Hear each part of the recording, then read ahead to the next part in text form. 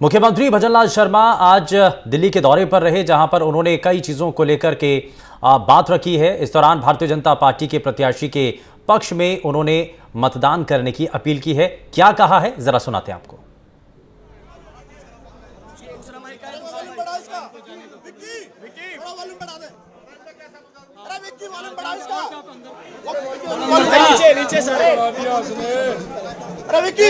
इसका वॉल्यूम बढ़ाइए।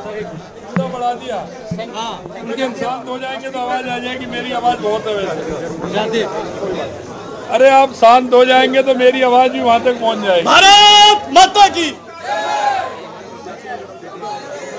भाई साहब, ये हमारे कमल जी का बेटा है। बेटा माला उनके पक्ष में वोट करने की लगातार अपील कर रहे हैं और इसके लिए लगातार इससे पहले भी अलग अलग राज्यों की जिम्मेदारी राजस्थान के मुख्यमंत्री भजनलाल शर्मा को दी गई थी। हालांकि उनसे कई सवाल भी किए गए थे, लेकिन इस दौरान उन्होंने अपना बयान दिया। मुख्यमंत्री भजनलाल शर्मा ने जब अपनी बातें रखी तो उसमें केंद्र की सरकार के उन कामों का जिक्र किया जिसकी चर्चा हर ओर होती है, जिसके बारे में हर एक रैली के अंदर, हर एक जनसभा के अंदर भारतीय जनता पार्टी के हर एक प्रत्याशी नेता ये बात करते हुए नजर आते हैं।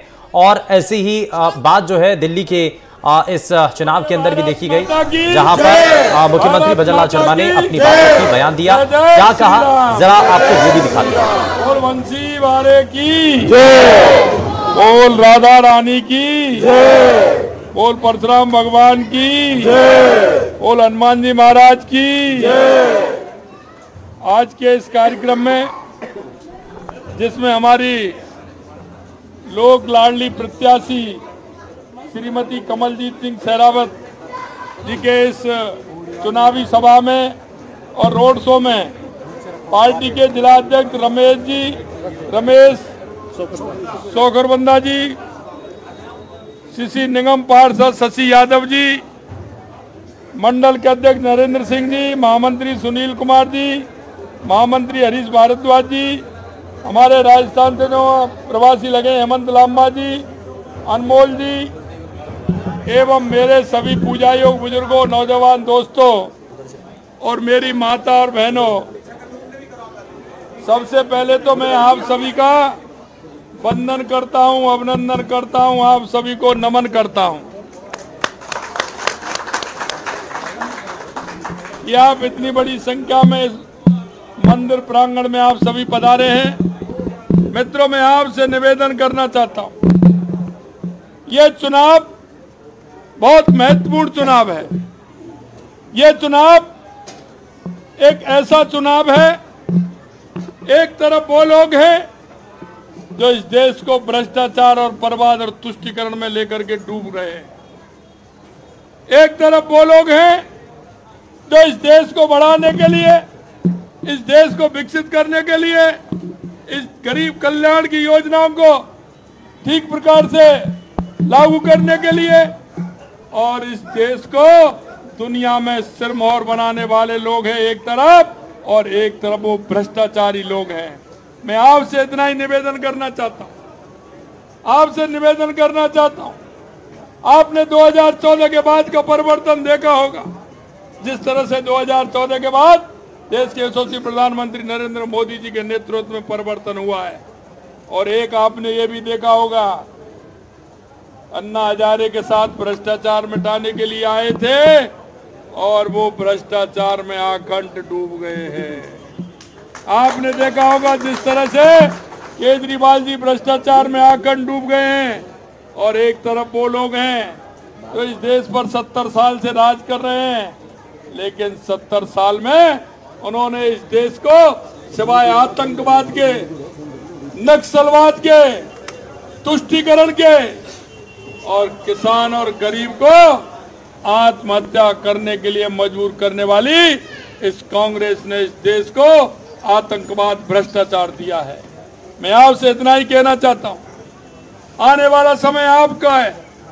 आपने देखा होगा 2014 के बाद देश के यशस्वी प्रधानमंत्री नरेंद्र मोदी जी ने जो हमारी अर्थव्यवस्था 11वें पायदान पे थी, आज हम 5वें पायदान पे हैं।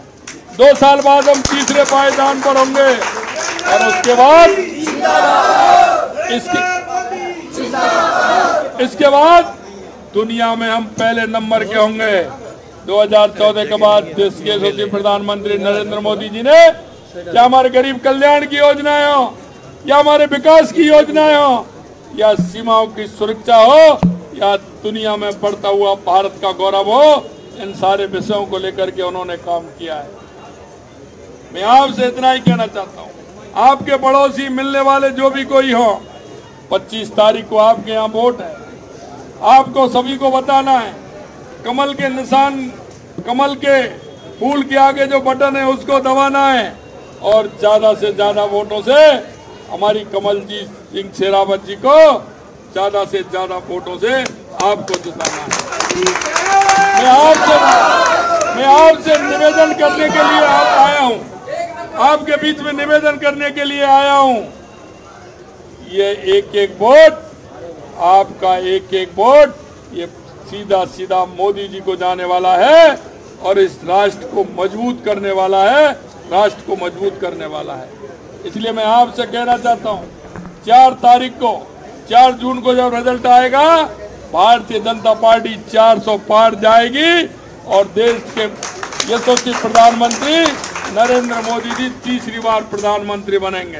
अब की बार 400 पार, फिर एक बार, फिर एक बार, अब की बार 400 पार। यही मैं निवेदन करने के लिए आपके बीच में आया हूं। आपने जिस तरह से, जिस गर्मजोशी के साथ मेरा स्वागत और सम्मान किया है, उसके लिए मैं आप सभी को बहुत बहुत धन्यवाद देता हूं।